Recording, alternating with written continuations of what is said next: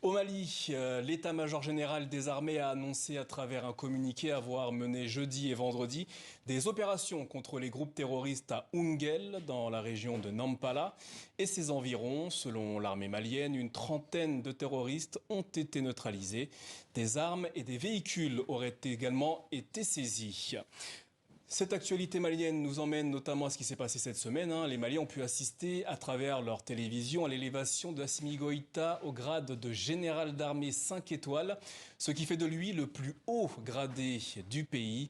Le chef de la junte et président de la transition a par la suite décoré 5 officiers qui ont mené à ses côtés le coup d'État d'août 2020. Ces ascensions suscitent des interrogations compte tenu de la situation sécuritaire dans le pays. Ces récompenses, qu'en pense Moussa Mara, l'ancien Premier ministre malien? Nous lui posons la question, il est notre invité ce soir. Moussa Mara, merci et bienvenue et bienvenue sur ce plateau. Vous êtes une des rares voix politiques maliennes à s'être exprimée à ce sujet. Pour quelle raison? Simplement parce que je suis un leader politique. Je suis impliqué dans la quête du pouvoir, dans l'amélioration du sort de nos compatriotes. Et sur les questions d'intérêt national, je me dois simplement de donner mon opinion. Et en l'occurrence, sur ce dossier, ce que j'ai indiqué, ce n'est pas tant le fond de la décoration qui est le problème, mais c'est d'abord les conditions, la méthode employée et ensuite le timing, c'est-à-dire le moment. Dans nos traditions, dans notre culture, on ne s'autopromeut pas, on ne se décore pas soi-même, c'est d'autres qui le font. Et ce qui a été fait par les leaders de la transition actuelle contredit cela. Si je me rappelle du passé, le général Amadou Toumani Touré a été décoré par le président Alpha Oumar Konaré après son élection. Il aurait été convenable que les autorités qui viendront après la transition fassent cette promotion. Mais Moussa Mara, les gens qui ne sont pas forcément de votre opinion vous diront que ces décorations, cette promotion figurait au sein des recommandations après le dialogue intermalien. Absolument. En quoi est-ce que ça vous attriste que les autorités aient appliqué cette mesure? Sauf que ce dialogue avait des termes de référence qui ne prévoyaient pas du tout une discussion sur cette thématique, comme il ne prévoyait pas du tout une discussion sur la possibilité pour les leaders de la transition de se porter candidat à la prochaine élection présidentielle. C'est devenu comme un cheveu dans la soupe, comme quelque chose qui était préparé. L'autre élément sur lequel j'ai insisté aussi, c'est le timing, le moment. Nous sommes dans un moment de grande difficulté financière et économique. Diriez-vous que ce moment était mal choisi? Absolument, puisque nous sommes dans un grand moment de difficulté financière et économique. Les leaders de la transition elles-mêmes saluent tous les jours la résilience de nos compatriotes en leur demandant de patienter, de se serrer la ceinture.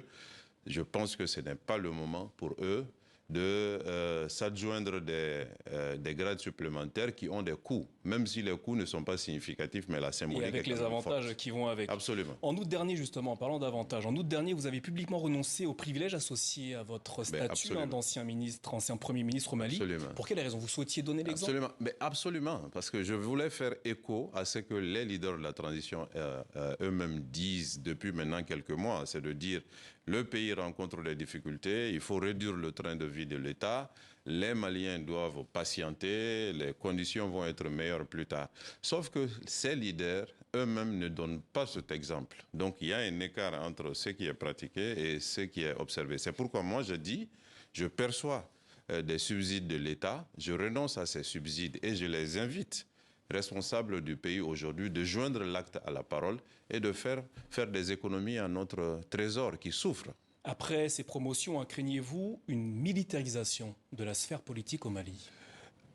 C'est déjà le cas pendant cette transition, puisque la transition est dirigée par les militaires. Ce qu'il faut simplement souhaiter, c'est que les autorités de la transition, avec les acteurs politiques, avec la société civile, se donnent la main pour fixer un chronogramme de fin de transition, avec des actions pour faire face aux difficultés de l'heure, mais avec des actions pour, je dirais, aller vers des élections crédibles, transparentes, qui fermerait cette parenthèse qui a duré déjà plus de 4 ans. La promotion de ces militaires au pouvoir pourrait-elle être d'une certaine manière un verrouillage du pouvoir au profit de l'élite militaire et au détriment des civils qui doivent revenir au pouvoir? Je ne le souhaite pas pour les autorités militaires et pour notre armée, et je ne le souhaite pas pour notre pays, parce que si la promotion au grade de généraux, la promotion à d'autres grades requiert que des militaires prennent des responsabilités politiques, fassent des coups d'État commettent des ruptures non constitutionnelles de pouvoir, le pays ne finira pas de connaître l'instabilité.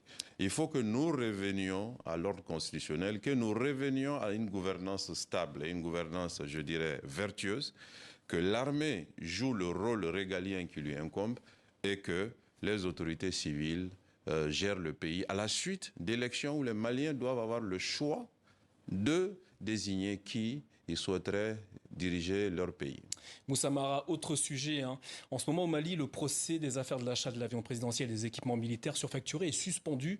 Le ministère public demande notamment de nouvelles auditions, celles notamment d'anciens ministres, d'anciens premiers ministres dont vous faites partie. Absolument. Répondrez-vous à la convocation de la ministre de la Justice si on vous est appelé? Absolument. Je l'ai toujours dit, nous sommes des justiciables comme n'importe quel justiciable. Si la chambre d'instruction, maintenant à qui revient le dossier, nous invitait à venir témoigner, nous viendrons, en tout cas pour ma part, je viendrai et je donnerai toutes les informations qui sont à ma possession et qui sont à ma connaissance afin de faire avancer la justice. Là, il n'y a pas de doute. Alors, Moussa Mara, je précise pour nos téléspectateurs que vous êtes de passage dans la capitale française pour à la rencontre notamment de la diaspora malienne. Il y a eu un incident aujourd'hui. Pouvez-vous nous en parler? Absolument. C'est cet incident d'ailleurs qui explique que j'ai rejoint un peu tard le plateau. C'est que je suis venu pour rencontrer les compatriotes dans un certain nombre de lieux de regroupement qui sont les foyers des Maliens. Nous en avons organisé 3. Depuis 3 jours et nous avons organisé un grand meeting à la Bourse du Travail hier.